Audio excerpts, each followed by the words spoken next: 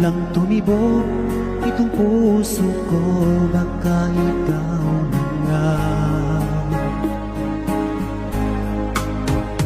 ang aking pinangarap na lagi kong inaasahan, na babaeng makasama ko magpakailanman.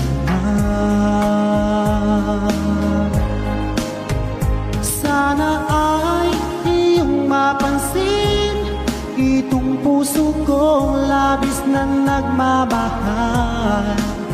Pangako kong di ka iiwan, di ka sasaktan.